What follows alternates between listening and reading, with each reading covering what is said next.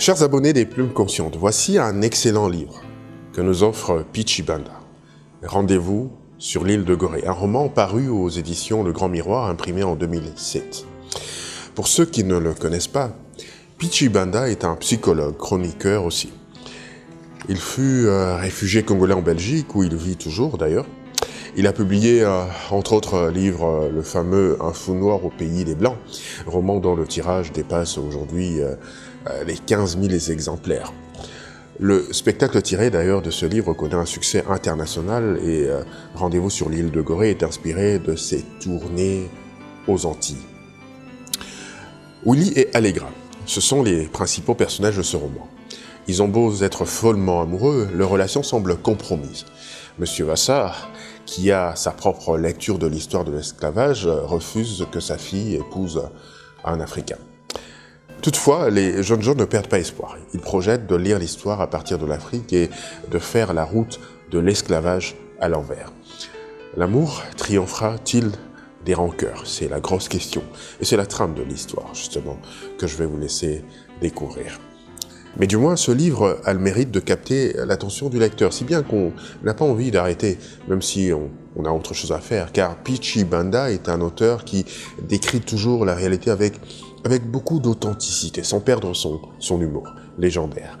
C'est un auteur à découvrir. Comme dans son livre intitulé Un fou noir au pays des Blancs, ce livre est une très belle découverte. Je vais vous lire un extrait. Je me souviens d'un long voyage en train, en bateau, et encore en train. Dans chaque gare que nous atteignions, les gens viennent nous vendre de la nourriture. S'ils ne sont pas là, tout simplement pour assister au spectacle que représente ce fameux passage du train. Dans la savane, nous voyons courir des antilopes intriguées et prêtes à détaler à l'approche d'un félin. Dans la forêt, les spectacles des singes acrobates nous émerveillent. Quand le train passe au-dessus d'un pan, nous pouvons contempler les jets d'eau lancés par les hippopotames. Lorsqu'après une semaine de voyage, le fleuve est remonté, j'éprouve un sentiment de fierté, content de voir de visu les éléments que j'avais éludés à l'école. Les noms de Stanley, Livingstone, Vasco de Gama me reviennent à l'esprit. Comment peut-il d'ailleurs en être autrement, puisque moi aussi, je passe par l'équateur. Je n'en dirai pas plus, je n'en lirai pas plus, je vais vous recommander de rechercher ce livre et de le lire. Vous pouvez le trouver dans toutes les librairies, sinon dans toutes les plates de vente et de téléchargement en ligne. Aussi, n'oubliez pas de vous abonner à notre chaîne Les Plumes Conscientes.